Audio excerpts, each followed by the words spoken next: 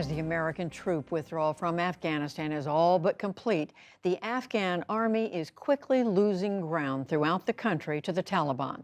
Now, to bolster its flagging military, the government is arming militias to help in the fight. Special correspondent Jane Ferguson traveled to two provinces near the capital, Parwan and Logar, to meet militiamen who have some Afghan leaders worried about a new civil war.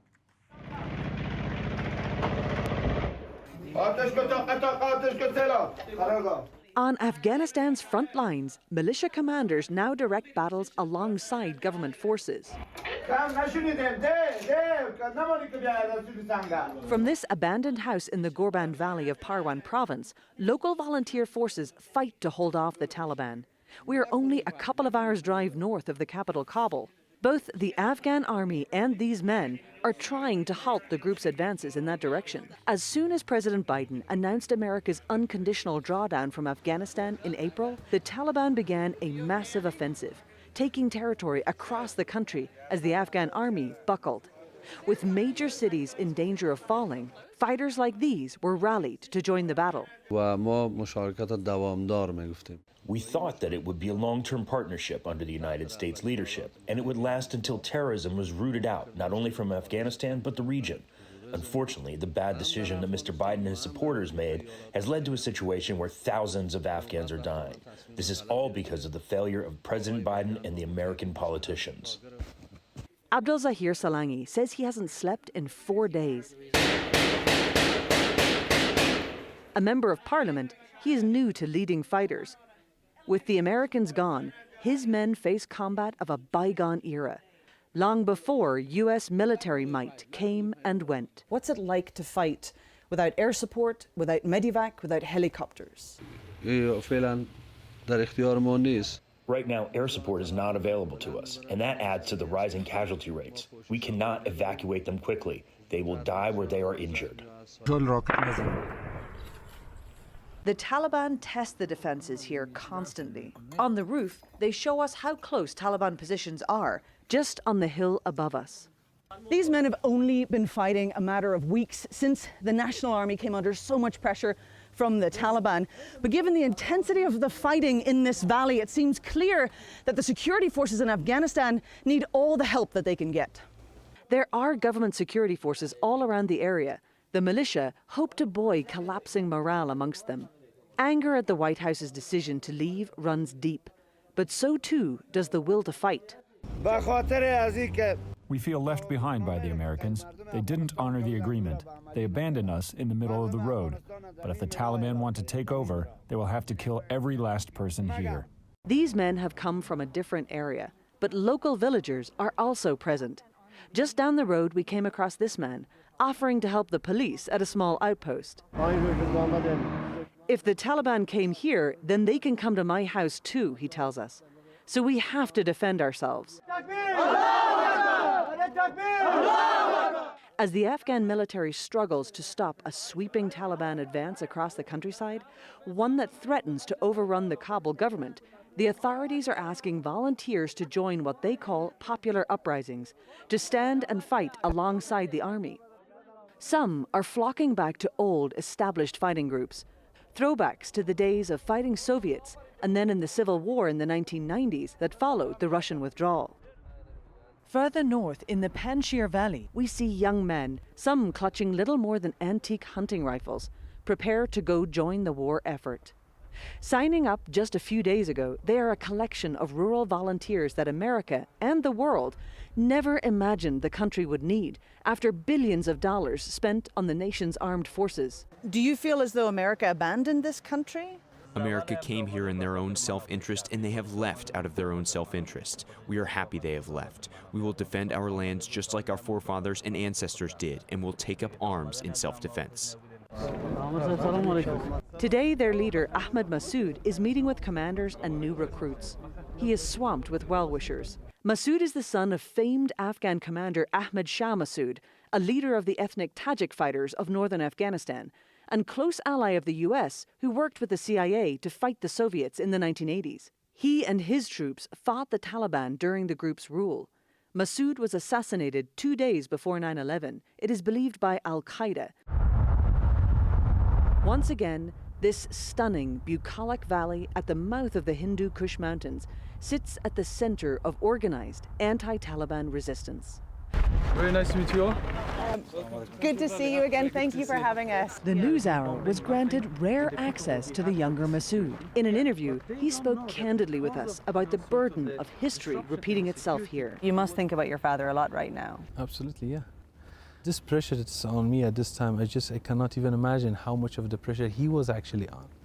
And it's just, for me, the sense of the pressure, responsibility, and uncertainty what's going to happen. It is something which is really, these days making me wish, wish he was alive. Masood is pushing the Afghan government to expand the use of militias alongside Afghan forces. According to him, they are a desperately needed second line of defense. Personally, I believe that the Afghanistan government, especially Afghanistan armed forces, has been stretched and exhausted. And they need to retreat, and they need to reorganize and re-energize themselves. To do so, Afghanistan government must allow for some local resistance. Not everyone agrees. Whatever you call it, whether you call it resistance or militia, that war is going to become more district to district. We are afraid that will turn more to, local ethnic tension. Back in Kabul, former Afghan intelligence chief Rahmatullah Nabil worries the new fighting groups are dangerous. Local units are more likely to come from the same ethnic background. Ethnic division was a devastating driver of the Afghan civil war when those who had fought the Soviets then turned on one another. I raised my concern from day one that will be a temporary solution. To cover their temporary mistake, they committed very long strategic mistake. Everybody will try to keep their territory. Instead of defending the state, they will defend their own interest. And that easily, the complex situation which we have in Afghanistan, that easily can turn to become ethnic conflict. It is also unclear if the militias can make a real impact on the battlefield. If the Afghan security forces, with all of the equipment and supplies that they've been given and funding from the United States over the years, can't hold off the Taliban, how is it that these resistance fighters are supposed to do that? Well, right now in many areas that the Taliban are not able to capture, it is because of these resistance groups. Because when it comes to war, and when it comes to military, war, everything is not just ammunition and guns. Moral is everything. So the moral is everything. And unfortunately, with Americans' departure and Americans' withdrawal, the moral of Afghanistan soldiers, it crashed. A growing sense, however, amongst military leaders is that whoever is fighting in Afghanistan from here on in will have to adapt to the new realities of war without highly sophisticated weaponry, and never should have been dependent on it in the first place. Unfortunately, Americans in the past 20 years, the model that they based Afghanistan army on, it's American-based model. Like an army which is dependent always on technology and aerial support and air support, and also based, they always have contractors. So Afghanistan is a poor country and it cannot afford those two things. So that is one of the major thing that after Americans' withdrawal, and Afghan soldiers, they felt a huge reduction in aerial support, and they could not actually cope with that void. South of Kabul, a different province has been arming civilians for years. Like Parwan, Logar province also borders the capital. The Taliban have had a strong presence here for much of the war. As they push to take the country's remaining roads and isolate the cities, Logar's capital risks being cut off from Kabul. Just to get there, we had to travel in a military convoy because ambushes are so common. In Logar, irregular forces recruited from the local population already work alongside security forces.